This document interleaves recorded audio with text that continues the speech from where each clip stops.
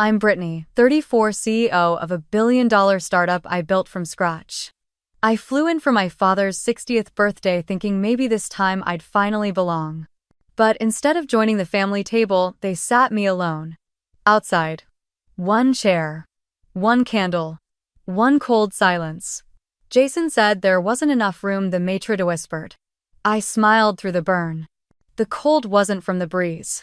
It was from knowing I was never meant to be inside. Then my phone lit up, a $1.6 billion deal waiting for my call. That night, I didn't just leave dinner, I walked out of the story they wrote for me. When I received the invitation to my father's 60th birthday dinner, I told myself it was just another formal family obligation. A black tie evening at Le Bernardin, the kind of place where the napkins cost more than my first month's rent during startup days. But deep down I hoped this time might be different. I was 34, CEO of a tech company valued at just under $1 billion. Nexus Technologies wasn't just a success story, it was mine. Every sleepless night, every bank rejection, every backhanded compliment I endured from my own family had led to something tangible. Something powerful. And still I hoped. Hope is dangerous that way. It makes you buy the nice dress. It makes you show up on time. It makes you think maybe this time they'll see you. Really see you. When I arrived, the maitre d' greeted me with the kind of smooth efficiency I used to fake in investor meetings. Good evening, Miss Morgan, he said, glancing at his tablet. Your party has arrived. If you'll follow me. The dining room was glowing, filled with soft laughter, crystal stemware, and the low hum of men in suits talking business. I spotted my family instantly, my father at the head of the table, my mother beside him, looking like she belonged in a Ralph Lauren ad, and my brother Jason leaning in to whisper something smug into her ear. But the maitre d' didn't take me to them. Instead, he led me past the glittering dining room, through a side hallway and out onto the patio. A small table. One chair. One place setting. One flickering candle struggling against the evening breeze. Excuse me, I said, stopping in my heels. There must be a mistake. That's not. I'm with the Reynolds party. His eyes flicked away awkwardly. Yes, ma'am. Mr. Jason Reynolds specifically requested you be seated out here. I'm very sorry. I stood there for a beat too long, absorbing it. The air was warmer than I expected, but somehow I felt cold. Jason stepped through the patio doors, a champagne flute in hand. There you are, Britt, he said with that saccharine tone he reserves for public humiliation. Thought maybe you bailed again. Why am I out here? I asked evenly. He shrugged. We had a bit of a space issue. Dad invited more partners than expected, and well, the patio's for people who don't have anything real to contribute to the conversation. He smiled as if that line were clever. As if it didn't cut as deeply as it always had. You mean the patio's for failures, I said, my voice low. If the shoe fits, he replied, raising his glass. But hey, great view, right? He left before I could answer. I sat down slowly, careful not to let the heaviness in my chest show on my face. A waiter arrived, clearly mortified to be assigned to the outcast table. Would you care for something to drink, Miss Morgan? He asked gently. Yes, I said, staring through the glass doors at the family I'd somehow never belonged to. Bring me the most expensive bottle of Bordeaux you have. And please don't hold back on the pour. As I sat there listening to the muffled laughter from inside, I couldn't help but watch them. My mother perfectly poised. My father animated and commanding, telling stories to his banking cronies. And Jason, God. Jason soaking up all the attention, the legacy, the validation that I had never been offered. Not even now. Not after everything I'd built. I'd brought my company back from the brink 3 times. I'd created jobs, led innovation, made headlines, but to them I was still the girl with the little startup. Still the misfit who didn't go to Harvard. Still, the daughter who made things awkward at family events by insisting she had a real career. I picked at the amuse-bouche the waiter delivered. Some delicate sea thing with foam and edible flowers. It tasted like ash in my mouth. I was halfway through my second glass of Bordeaux when my phone buzzed. Normally I don't check messages during family dinners. But then again, I wasn't really part of the family dinner, was I? It was Thomas, my CFO. 3 texts in rapid succession, urgent. TechCorp just made a formal bid for Datasphere. They're offering 1.4 B all cash. We need to respond tonight. CEO wants to talk to you directly. Call ASAP.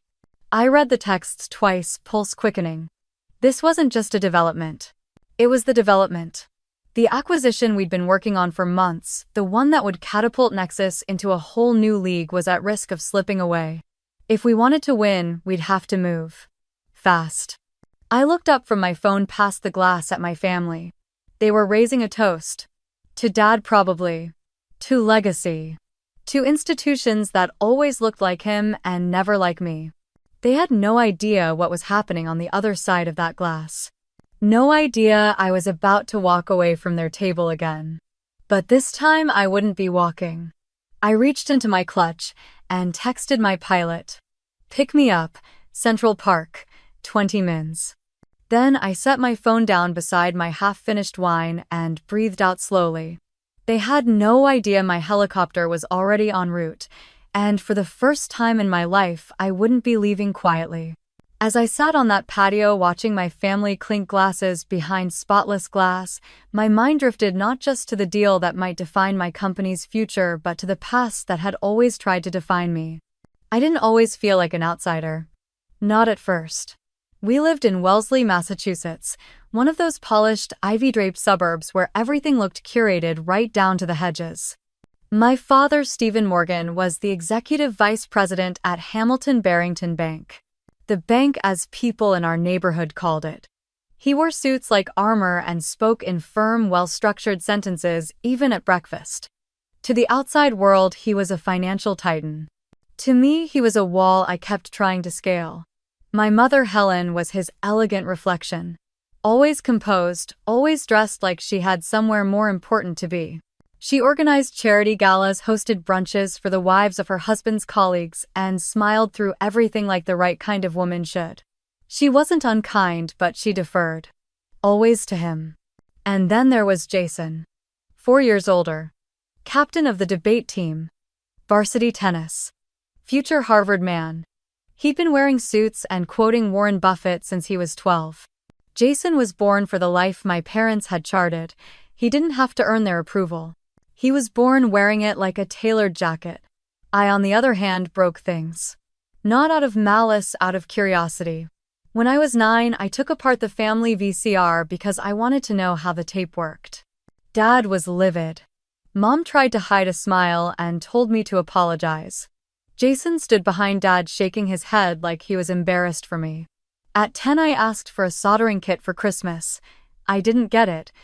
I got a pink sweater set and a beginner's calligraphy kit instead. At 12, I taught myself basic HTML and coded a digital birthday card for my mom.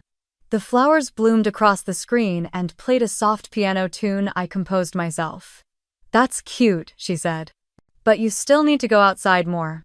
My father didn't even look up from his Wall Street Journal. "Computers are fine for hobbies, Brittany," he said. "Real careers are built in finance, law, or medicine. Preferably finance." Jason, of course, agreed. "You can always work in tech support if it doesn't pan out," he said, grinning. By high school, the path had forked. Jason was already tutoring younger students in economics and lining up his summer internship at Dad's bank. I was building websites for local bakeries and fixing teachers' laptops in exchange for used books. Jason was the son who would carry on the family name. I was an outlier. The one who needed air quotes around her success. "Our daughter Brittany is very bright," Dad would say to his friends at dinners. "She's into tech things." One time I overheard him tell a colleague at a barbecue. "She didn't get into Harvard, but MIT is still respectable. Good for engineers. Very technical." He said it like a concession. Like I'd lost the family game, but at least I hadn't embarrassed them. MIT for me was heaven. It was the first place I felt like I wasn't weird for the way my brain worked. I double majored in computer science and business. I made Dean's List every semester.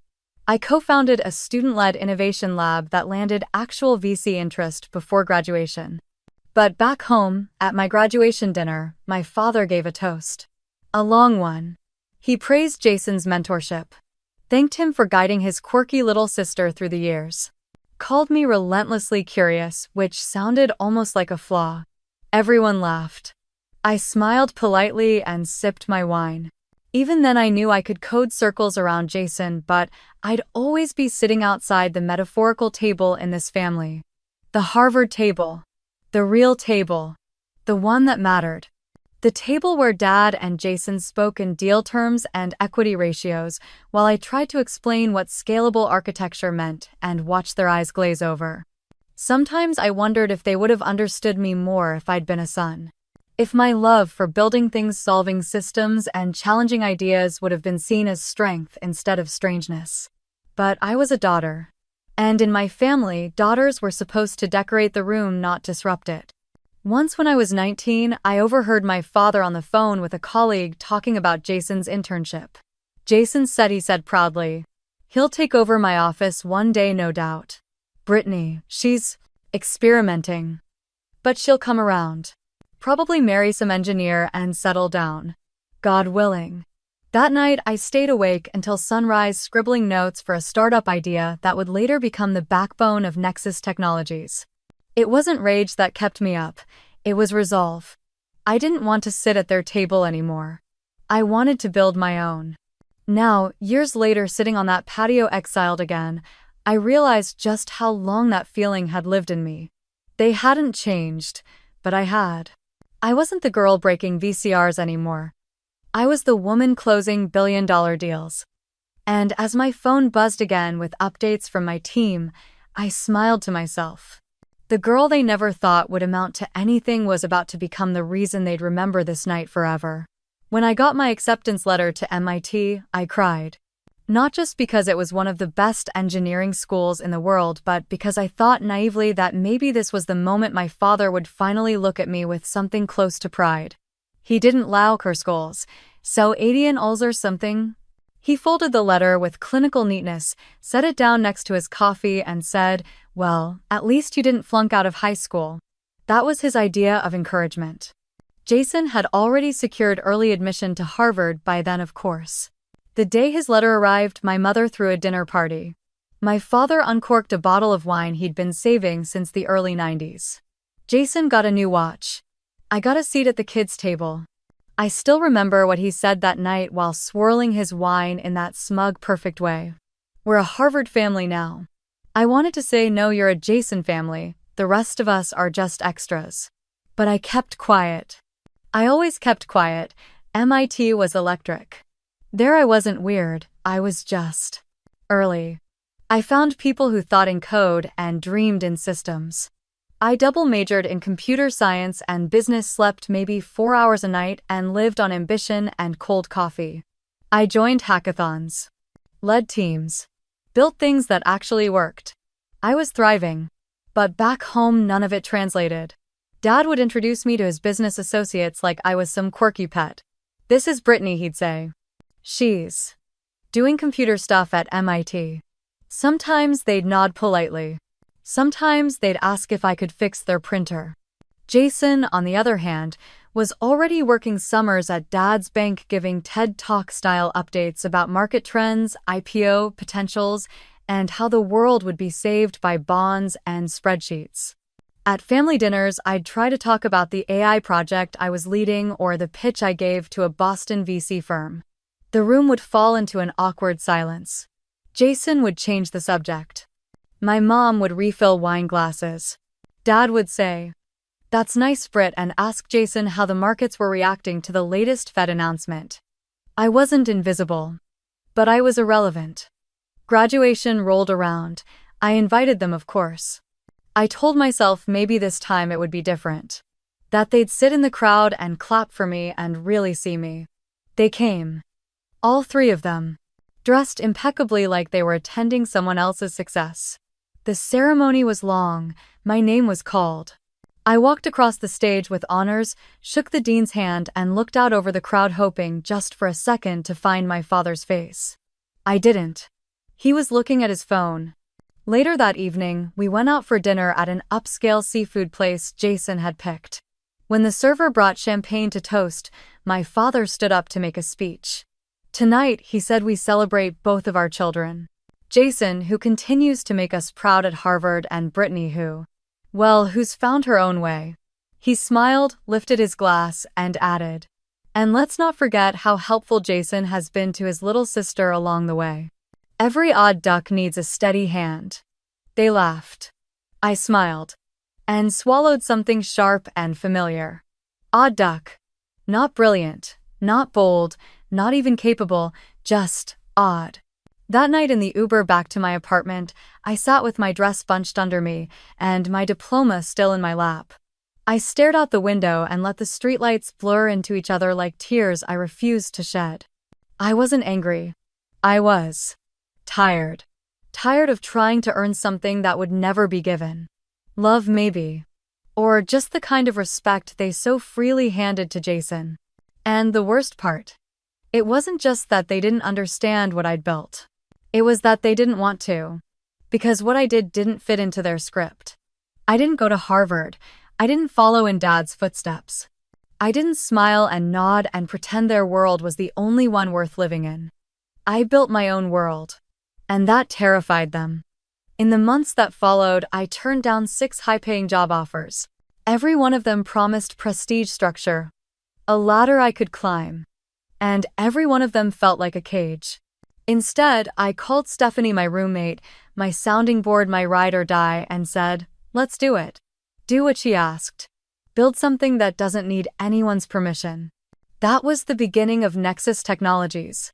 The beginning of the rest of my life. But at that moment, all I had was an idea, a blank whiteboard, and the fire of being underestimated. Again. By the people who should have known better. And yet even then, I still wanted to believe that one day they'd see. That one day MIT would be enough. That I would be enough. I didn't know yet that the road ahead would be filled with 2 a.m. breakdowns, maxed out credit cards, and boardrooms full of men who looked like my father and dismissed me like Jason. But I did know one thing. If they weren't going to offer me a seat at the table, then I'd build one of my own. And someday they'd have to watch from outside the glass. There's a moment right after you say no to the safe path when the silence is deafening. I remember it vividly. The day I turned down my 6th job offer, my inbox was full of polite confusion. "Are you sure? This is a rare opportunity. You'll regret walking away from this package." Maybe they were right. Maybe I was walking away from stability, from prestige, from everything my family would finally respect. But I wasn't looking for their version of success. I was looking for something real. Something I could build with my own hands. Stephanie was the only person who didn't question me. We'd met in our sophomore year dorm at MIT. She was a mechanical engineer who coded better than most CS majors and swore like a sailor.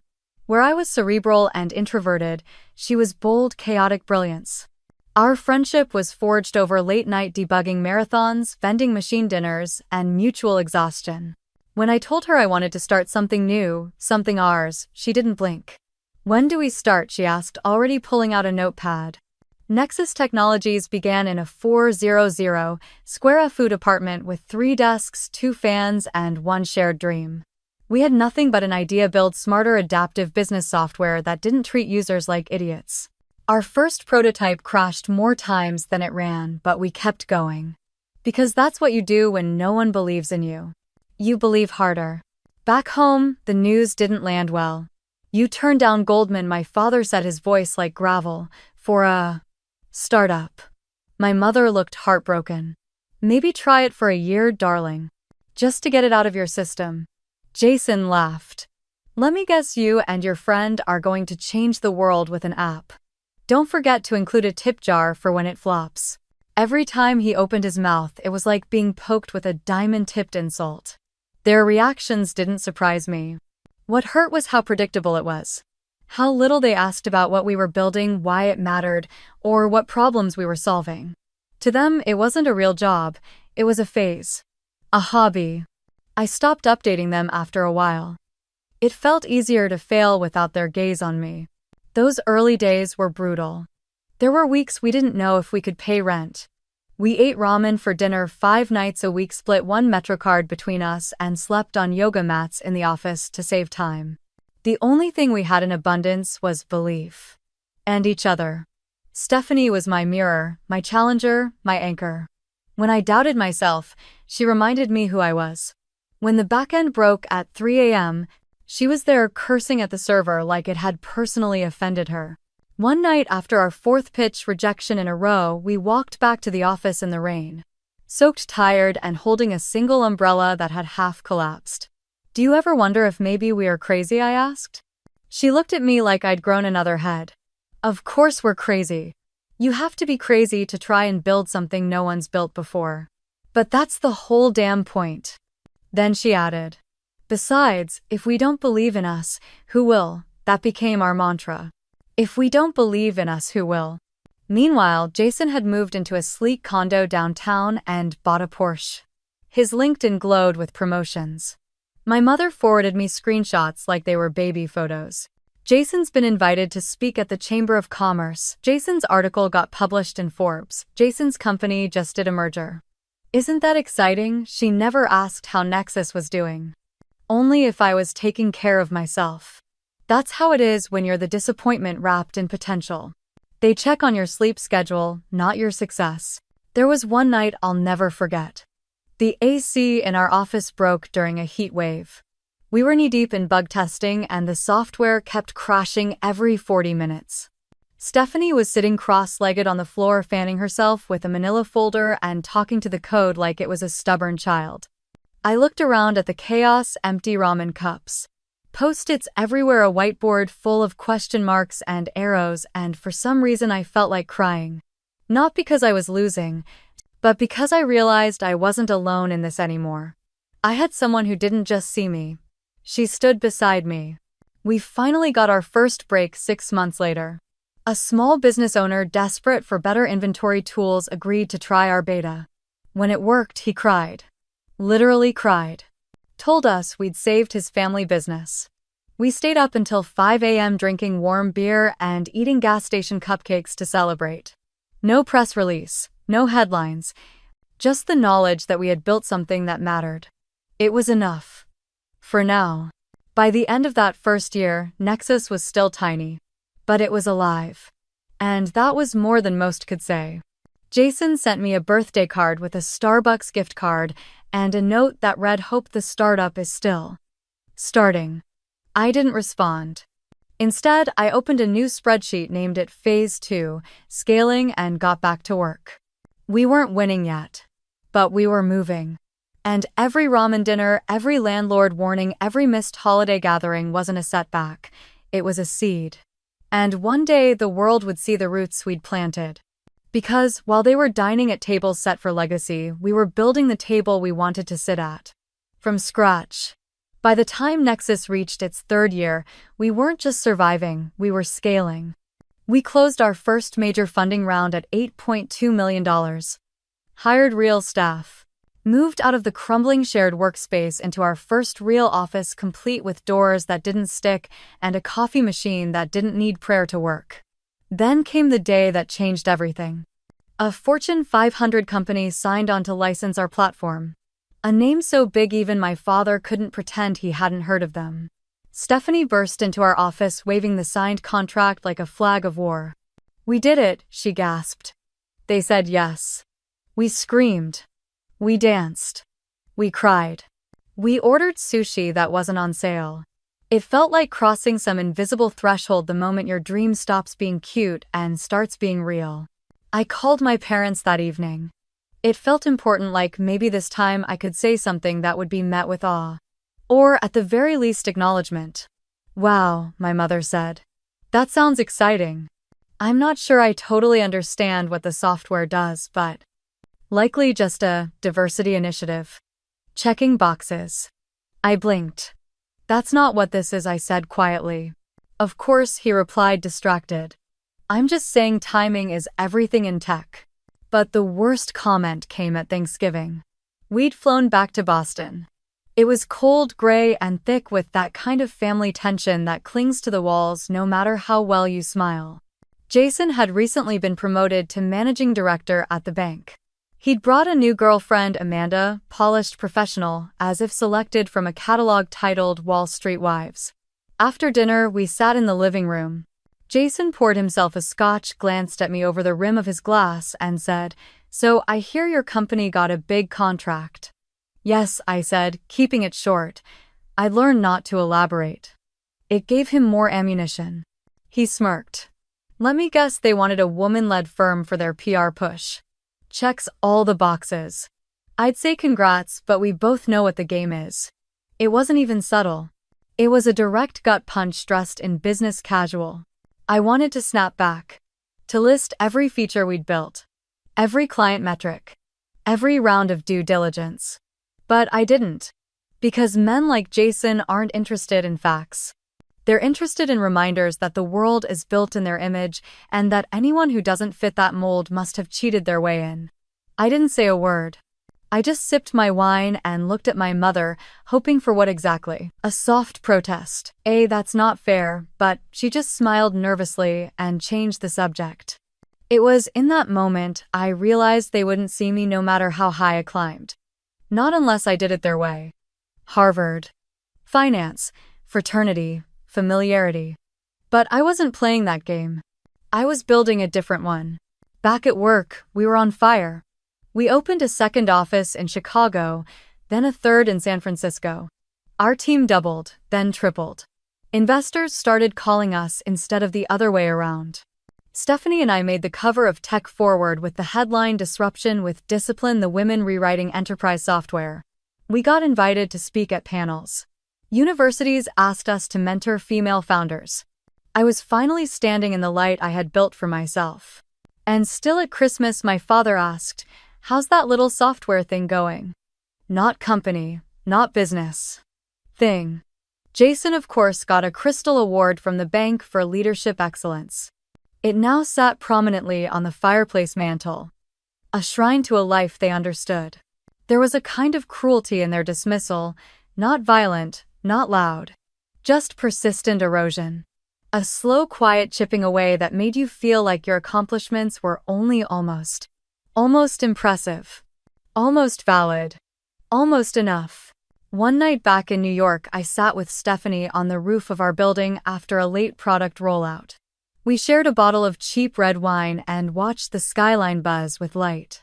"Do you ever think I asked that no matter what we do there's a table we'll never be invited to?" She tilted her head. "No," she said. "I think they're just terrified we're building something bigger than their table could ever hold." I laughed. "You always know what to say." She grinned. "Well, someone's gotta remind you you're a badass when your family pretends you're still playing pretend." And that was it, wasn't it? I wasn't being underestimated because I failed. I was being underestimated because I succeeded in a way they didn't recognize. In a way they didn't control. In a way that didn't require their permission. To them, I was an outlier. To me, I was finally becoming undeniable. The invitation arrived in early May, thick and cream-colored, embossed with gold foil lettering. It looked more like a wedding announcement than a birthday dinner. "You are cordially invited to the 60th birthday celebration of Stephen Morgan. Black tie optional. Le Bernardin, New York City." My name was written in my mother's delicate cursive, Brittany Ann Morgan. I stared at it for a long time. There it was again, that small, persistent flicker. Hope. I hated that I still felt it. After everything. After years of polite condescension, of being talked over and talked down to, of watching Jason celebrated for breathing while I had to move mountains just to be tolerated. Still, some part of me, some rusted, naive part, hoped this might be different. Maybe turning 60 had softened my father. Maybe they'd seen the article in Forbes. Maybe someone at his club had mentioned the rising star named Brittany Morgan and he'd finally started connecting the dots. Maybe for once they'd see me not as an exception, but as someone who belonged. I didn't RSVP right away. I let the card sit on my counter for 2 days before I called Stephanie. "You're not going," she said the moment I told her. "It's his 60th. So what? You think this time the ballroom doors will magically open and there'll be a red carpet with a sign that says we were wrong?" "No," I admitted. "But maybe they'll finally look me in the eye." There was silence on the other end. Then softer.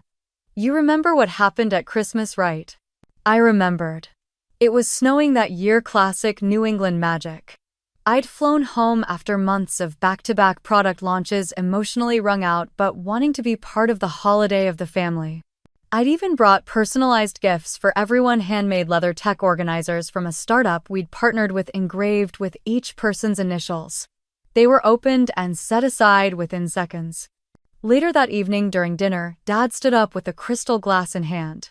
"To Jason," he said, "for being promoted again this year. For representing the Morgan legacy with honor and excellence." Glasses clinked.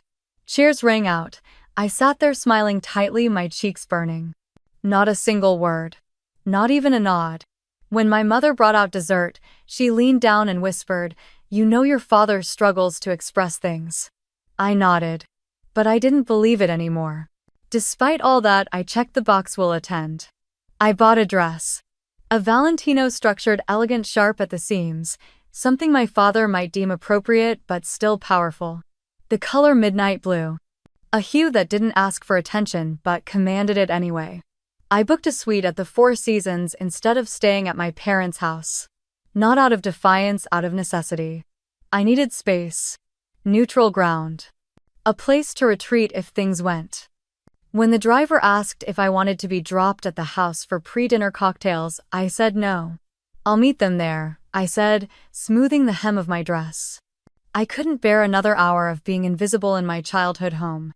That morning, Stephanie came by my office with coffee and a mini emergency kit lipstick, compact mints, a tiny perfume spray. "You don't owe them anything," she said, handing it over. "I know. Then why do you look like you're about to walk into court?" Because part of me still thinks this might be a hearing. One final ruling. Stephanie sat on the edge of my desk. "You've already won, Britt. You're not walking in there to earn their respect. You're walking in with your own." I sighed. I want to walk out of that room feeling like I tried one last time. "Then do it," she said. "But set your own bar. Not theirs." That night, as I stood in front of the mirror, everything felt sharp. The dress. The eyeliner. The bone-deep awareness that I was stepping into a room where I'd never quite been invited, hoping maybe this time would be different. And maybe, just maybe, I was ready to stop hoping altogether. I placed the gift I'd chosen into my bag, a rare first edition copy of the History of American Finance, one my father had once mentioned offhandedly as the last great book on the topic. It was a peace offering, maybe. Or maybe it was proof. I do listen, even when you don't. As I zipped my clutch, my phone buzzed. A text from Thomas, my CFO. "Update Tech Corp circling Datasphere again. We may need to counter sooner than planned. We'll keep you posted." I stared at the screen. Work didn't stop just because my father was blowing out candles, but tonight, I had told myself, was about family. Even if I was the only one trying to make it so. At 6:56 p.m., I stepped out of my car in front of Le Bernardin, heels clicking against the pavement, nerves rattling beneath practiced poise. As I handed my coat to the hostess and followed the maitre d', reminded myself, "You are not the girl they once overlooked. You are the woman they can no longer afford to ignore." I took one last breath before stepping through the doors into the test I didn't know would redefine everything.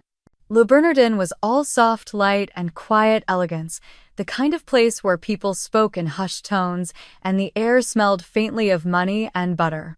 The maitre d' smiled as I gave my name, then scanned his list. "Ah, yes.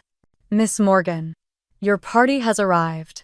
He led me through the main dining room, past glittering tables and the clinking of delicate cutlery. I could already see them, my family seated at the largest table in the center of the room. Dad at the head, gesturing animatedly with a glass of wine, Jason beside him, Amanda glowing at his side. Mom was laughing at something one of Dad's colleagues had said. The table radiated power. But the maitre d' didn't slow down as we approached. He veered to the right, away from them. I paused. "My family's there," I said, pointing. He turned to me, his face tightening. "I understand, Miss Morgan. But I was given specific instructions regarding your seating." He hesitated. "From Mr. Jason Morgan." A door opened to the restaurant's side patio. Quiet, half-lit. One table in the corner. One chair. One place setting. My heart dropped. "This must be a mistake," I said. The maitre d' looked genuinely pained. "I apologize. I'm only following the instructions I was given. I stepped out into the humid summer evening, the distant hum of traffic reminding me that the real world still existed just beyond the curated quiet of this place. And there it was, a small table mostly hidden behind a potted ficus partially blocked from the view inside. Like an afterthought. Like a mistake no one wanted to admit. The door behind me opened. I turned, hoping it was someone to fix the error. It was Jason. Champagne flute in hand, grinning like this was all terribly amusing. "There you are," he said. "Thought you might bail." "Why am I sitting out here?" He shrugged. "Space issue. Dad invited more partners than expected. We needed the main table for people actively involved in the conversation. The patio is what I asked. Overflow." He tilted his head. "For other guests. You know. The ones who aren't exactly central to the discussion." He said it with a smile, but I felt every barb. "You mean the patio is for failures," I said quietly. Jason raised his glass. "If the shoe fits." He turned and disappeared back inside. I sank slowly into the chair, heart pounding, but face composed. I'd spent a lifetime mastering the art of looking unbothered when you're breaking open inside. A waiter appeared, looking mortified. "Would you like something to drink, Miss Morgan?" I didn't even hesitate. "Yes," I said. "Bring me the most expensive bottle of Bordeaux you have. And don't be stingy with the poor," he blinked. Of course. If I was going to be exiled, I might as well run up their bill. I sat there alone, swirling wine that cost more than my monthly rent back in our startup days, and looked through the glass doors. They were toasting. Dad was standing, giving some impassioned speech. The others leaned in, hanging on his every word. Jason, of course, was at his right hand. The golden sun. Amanda glowed beside him like she'd been cast in the role of banker's wife. Mom smiled like she had everything she ever wanted. And me, I was outside. Literally. Metaphorically. Completely. The candle on my table flickered. My food arrived, a delicate sea bass in lemon foam. It looked like something from a magazine. It tasted like nothing. I watched as one of Dad's partners gestured toward the patio. Dad looked in my direction, then waved the question away with a dismissive hand. The man nodded, laughed politely, and returned to his steak. I was invisible. Again. Still. The door opened. I turned. It was Mom. She stepped out, her face tight with guilt. She leaned down to kiss my cheek. "Brittany, darling. I'm so glad you're here." I said nothing. She glanced at the table, then back at me. "I told your father the seating was a mistake." I did. But you know how he is once he's made a plan, and with all his partners there. He didn't want to cause confusion. Or offense. I looked at her, calm but direct. "I'm not a guest at his table, Mom. I'm his daughter." She flinched. I know. I tried to. "It's fine," I said, cutting her off gently. "I'm used to being the afterthought." Her eyes welled, but she didn't deny it. "I'll come sit with you after the appetizers," she said softly. "No," I replied. "You won't." She touched my hand briefly. "We're glad you came. Truly." Then she disappeared back through the glass, back into the warmth, the comfort, the world where I had never belonged. I looked through the window again. They were laughing, raising glasses, sharing stories I wasn't part of. It was like watching a play I had never been cast in, no matter how many lines I memorized. And for the first time that night, I didn't feel anger. I felt clarity. I could keep showing up, hoping they'd scoot over, make space, let me in. Or I could accept it. This table, this story wasn't built for me. But I could build my own. One where I didn't have to ask to be seen. The waiter returned. "Is everything to your satisfaction, Miss Morgan?" I took a sip of the wine. Bold, sharp, unapologetic. "Yes," I said. "If I'm going to be forgotten, I may as well be drinking something unforgettable." My phone buzzed again. A second time. Then a third. I glanced down, only half expecting it to be from work. But it was. "Thomas. CFO urgent. TechCorp just submitted a formal offer. $1.4 billion all cash. Datasphere board meeting set for tonight. We need a counter within 90 mins." Their CEO wants to speak with you directly. Decision hinges on you. The blood drained from my face. I read it again and again. This wasn't just another shift in negotiations. This was the moment, the fulcrum on which everything we'd built could either balance or collapse. The deal we'd been cultivating for months, our single biggest strategic move, was being challenged. And the board of Datasphere wasn't just waiting. They were watching. For me. I stood from the table, instinctively taking my phone and stepping into the far corner of the patio. From there I could see both the skyline and the party I was pointedly excluded from. I called Thomas. He picked up on the first ring. "How bad is it?" I asked. "They came in strong," he said. "Clean deal. No contingencies. All cash. But we've got something they don't." "What's that?" He said. "Datasphere's CEO asked for you personally. He says our integration plan is smarter. But we need to move, now." I checked the time. 2 p.m. "Where's the meeting?" "They're landing in Manhattan at 10:30. They've booked the conference room at the Four Seasons. The board wants to hear our final offer by midnight." I paused, considered, calculated, and decided. "I'll be there," I said. "Tell legal to prep the counteroffer. We'll go up to 1.5 with the earnout structure we discussed." On it, Thomas replied. "Also, Britt, yeah, this is the one. Don't let it slip." I ended the call and turned around only to find Jason standing there. He'd been watching. Of course he had. "What, no boundaries now?" he said, sipping his champagne. "Can't even pretend to care about Dad's birthday for one night?" I slipped my phone into my clutch. "It's a business emergency." He scoffed. "Of course it is. Your little startup always seems to be in crisis mode." Before I could respond, the patio door opened again. My father stepped out, my mother a step behind. I braced myself. "Brittany," Dad said, that tone of restrained disappointment already loaded in his voice. "Your brother tells me you're conducting business during my celebration." "There's a time and place for everything," he added, adjusting his cufflinks. "In our world, business is done during business hours. Not at family events." "Your world," I said calmly, "has never included me." He frowned. "Don't be dramatic. It's a $1.5 billion acquisition, Dad. That's not drama. That's scale." He waved the number away like it was pocket change. "Whatever it is, it can wait. Tonight is about family." I looked around at the empty patio. The table meant for one. "Is it?" I asked. "Because from where I'm sitting, literally, it doesn't feel like I'm part of it." He stiffened. "If you walk out now, you're making a statement." "Yes," I said. "I am." Jason crossed his arms. "You always think you're the exception. That your work is more important than everyone else's." "No," I replied. "I just don't think my presence at this table matters to anyone but me." They said nothing. I took one step forward, shoulders squared. "I'm not leaving the middle of a family dinner," I said.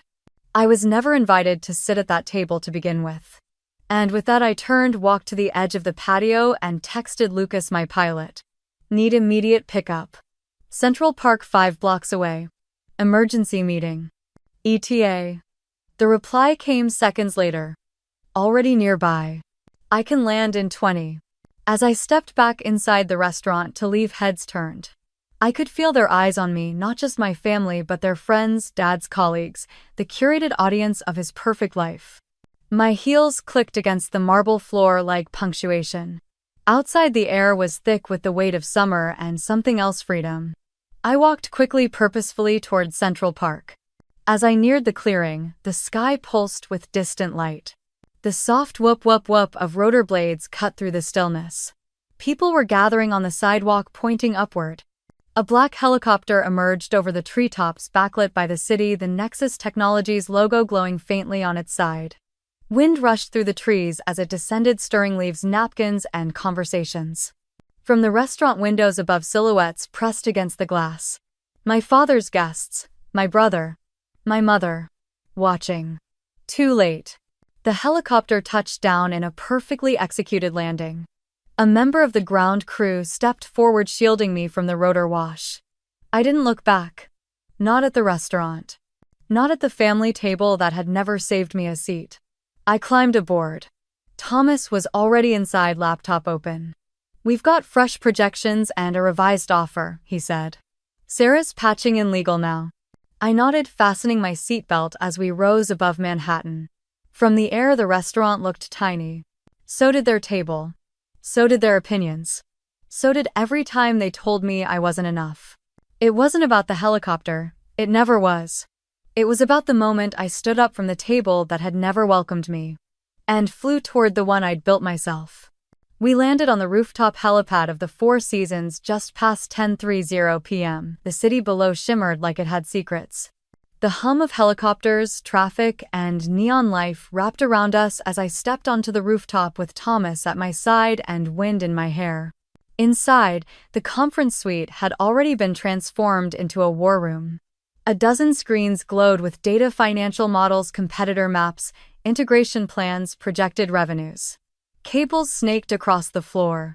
Coffee cups stood like sentries at each laptop. This was my battlefield.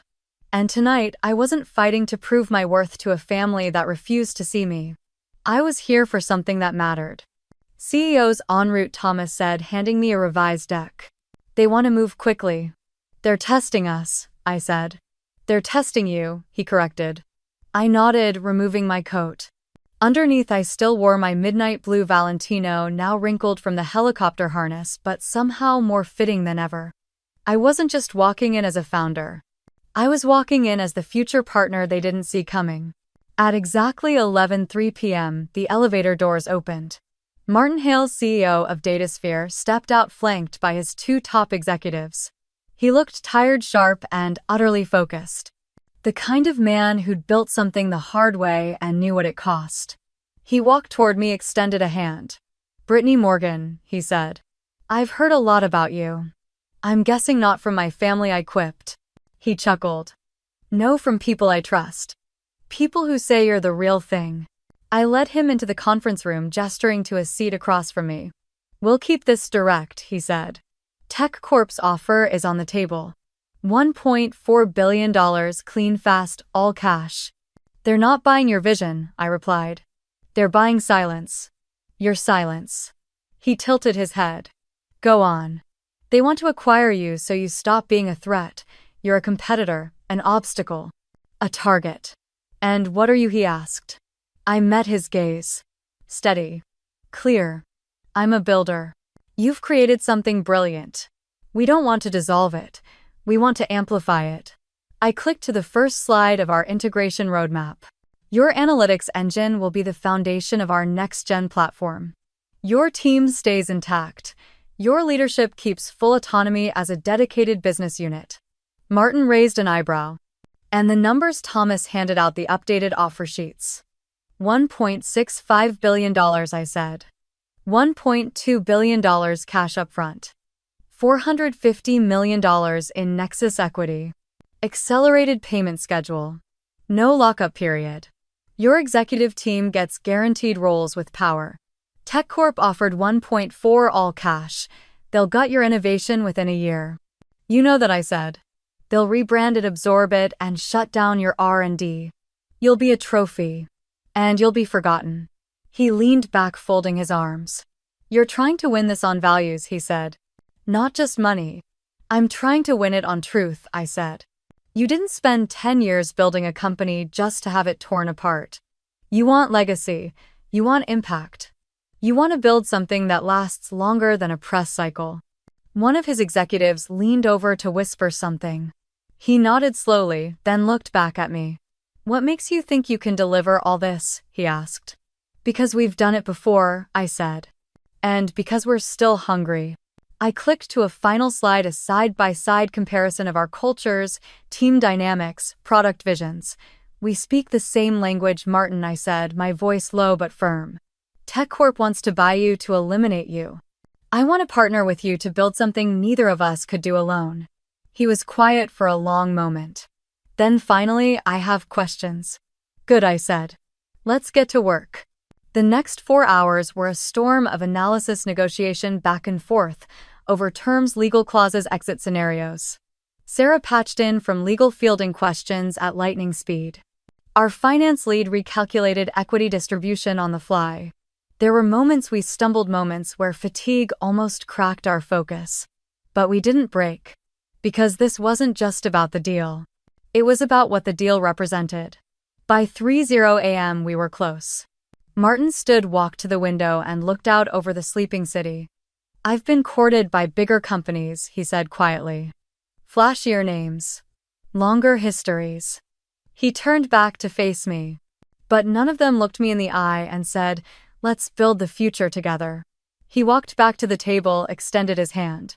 "We have a deal." The room erupted in quiet, tired celebration. No champagne, no party. Just a team of people who had fought hard and won something that mattered. As legal began drafting the final paperwork, I stepped into the hallway. Alone. Breathing.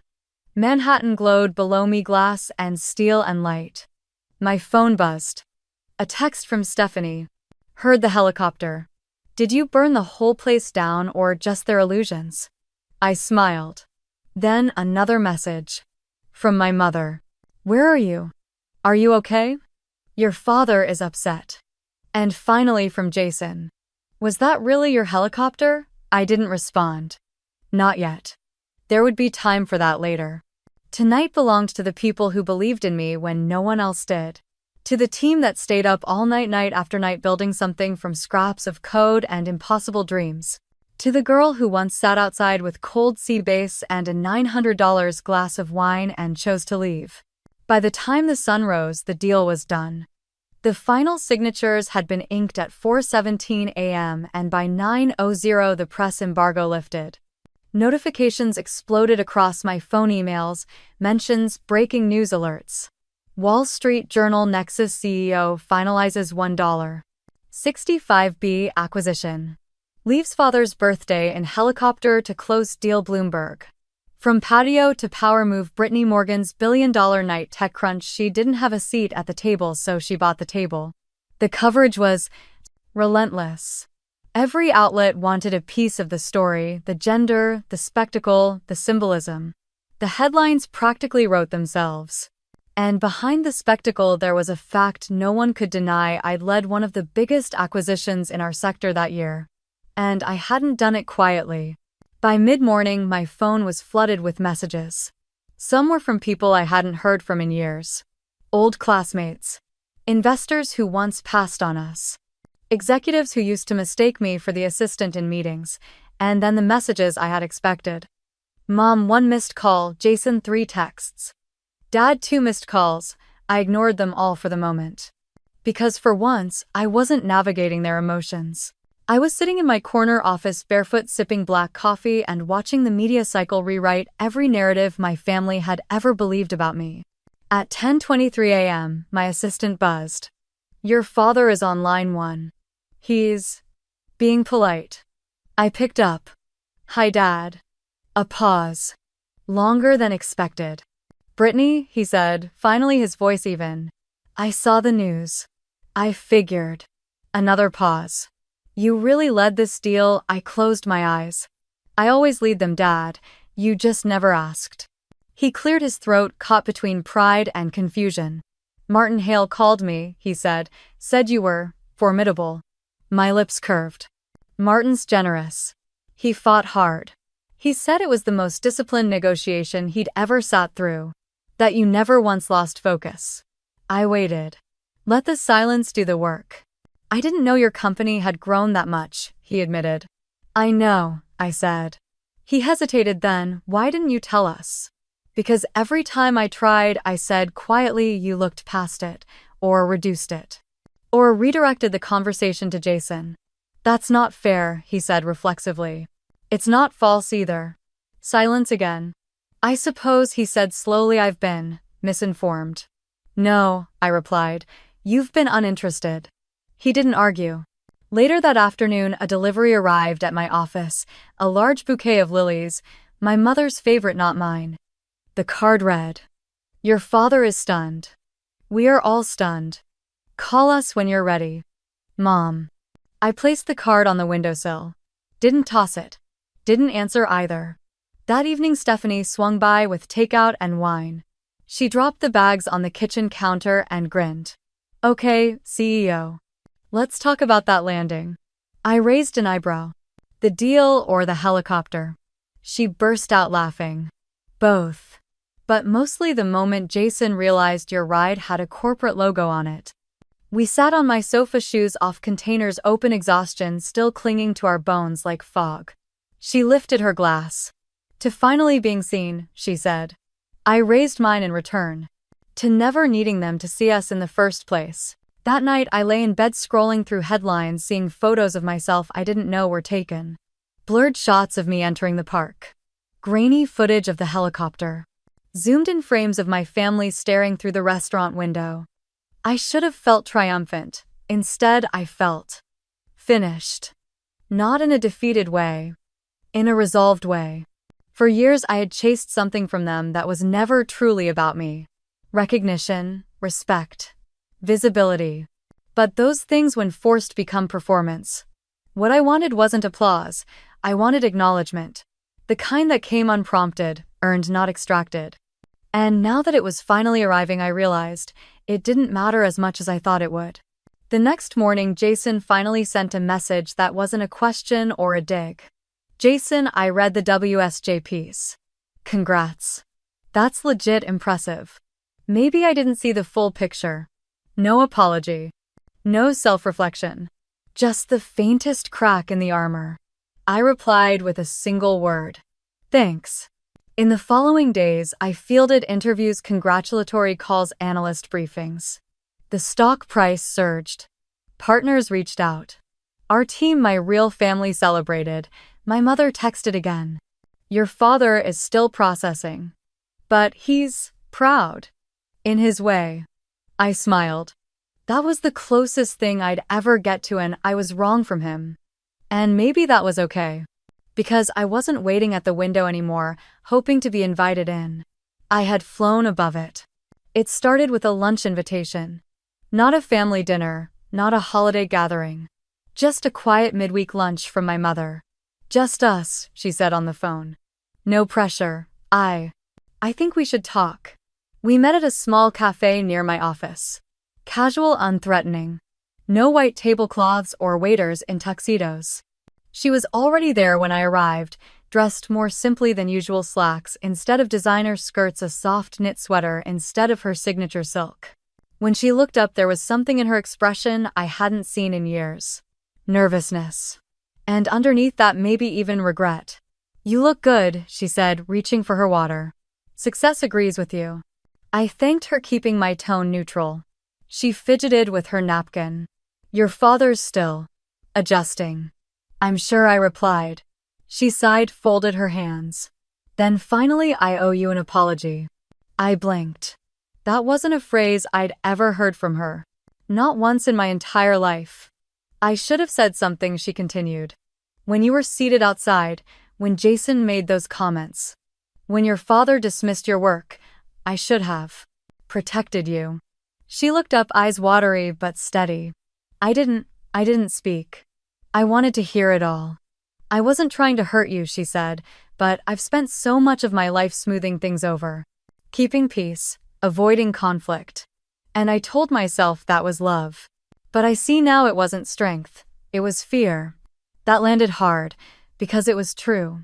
And yet it didn't sting the way it might have once. Not now, not after everything. She reached across the table, hesitated, then rested her hand lightly on mine. I didn't understand your world, Britt. So I stayed silent. And that silence hurt you. I see that now. For the first time in a long time, I believed her. Not because she said it perfectly, but because she didn't try to defend it. A week later, my father showed up at the office. Unannounced. My assistant buzzed, barely concealing her surprise. There's a Mr. Stephen Morgan here, says he doesn't have an appointment but would like to see the office. I stood slowly, heart strangely calm. Send him in. He walked in like a man entering unfamiliar territory. Suited, of course, but with less certainty than usual. His eyes scanned the space, the open layout, the team huddled around whiteboards, the glass conference rooms buzzing with quiet intensity. Impressive, he said. Very different. Different how he considered. Alive. Busy. Not what I expected. I guided him on a brief tour.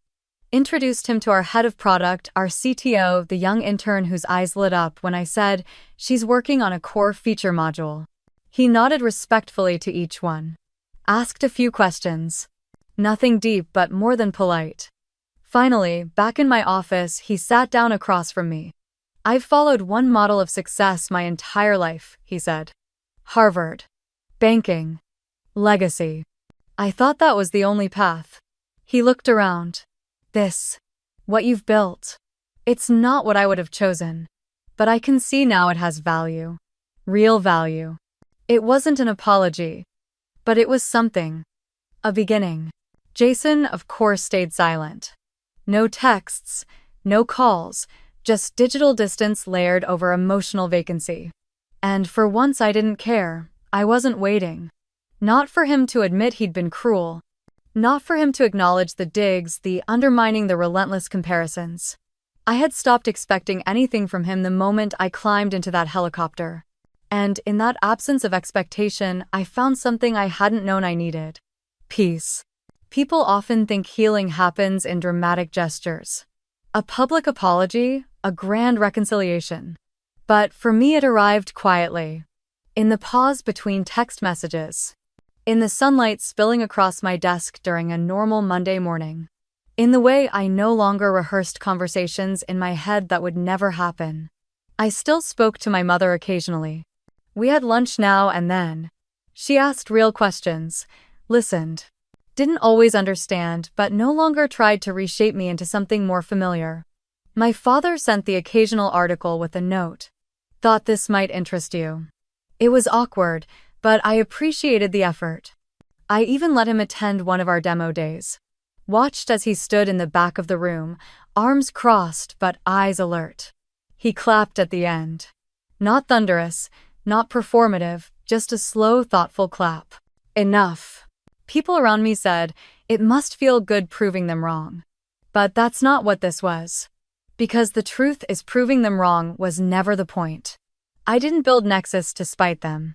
I built it because I believed in it. I left that dinner not to make a statement, but because I finally understood that waiting for someone else to validate your worth is the slowest form of self-erasure. And I was done erasing myself. Forgiveness didn't come all at once, and it didn't come because they changed. It came because I did. Because holding on to what they couldn't give me had begun to cost more than letting it go. So I let it go. Not for them. For me. 1 year later, I stood under the floodlights of the New York Stock Exchange ringing the opening bell. Nexus Technologies was officially public. The moment was surreal not because I didn't believe it would happen, but because I had stopped needing it to prove anything to anyone but myself. Our stock opened strong.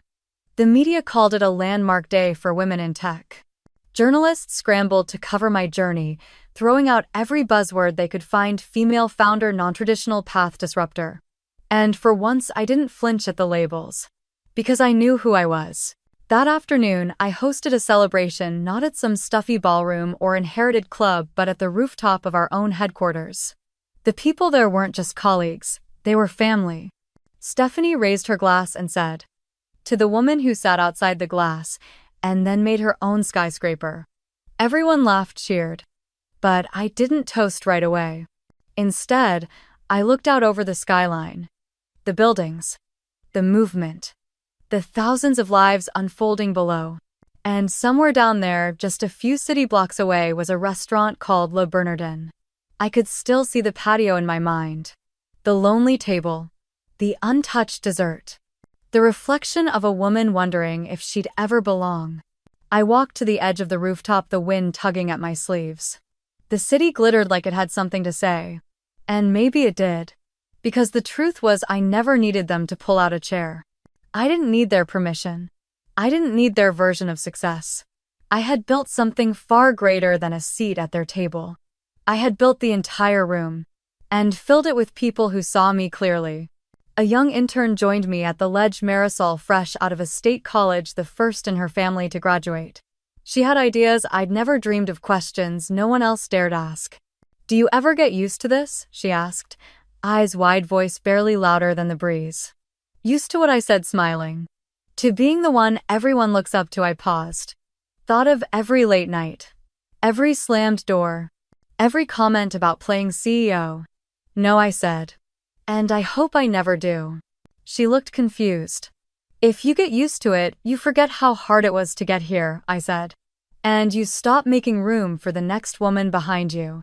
Later that evening, I stayed behind when the crowd had thinned just me and the lights of a city that had once felt too big to conquer. I walked to the corner of the rooftop where we kept a single chair. It was wooden. Simple, unassuming. I'd asked our team to bring it up the day we hit our 1 millionth user. Not just any chair. The same design as the one from the patio that night. The night everything changed. I sat in it now, not out of pain but in reverence. Because I wanted to remember. Not the rejection, but the rise. The wind picked up again. My phone buzzed with new messages, speaking invitations, podcast requests, a note from a young founder in Kenya thanking me for being visible. I didn't open any of them right away. Instead, I closed my eyes and breathed in the quiet. Not the silence of being excluded, but the stillness of knowing you no longer need to prove anything. Voiceover, final monologue. If you're watching this, maybe you've known the ache of sitting at a table where no one sees you. Maybe you've been asked to shrink, to soften, to wait your turn. Or maybe, just maybe, you've been told that success only looks one way. Their way. But here's the truth. If you're sitting at a table not meant for you, stand up, walk away, and build your own. You don't need their chair. You are the architect of your future. You are the table. You are the room. And when you're ready, fly. In a way only you can.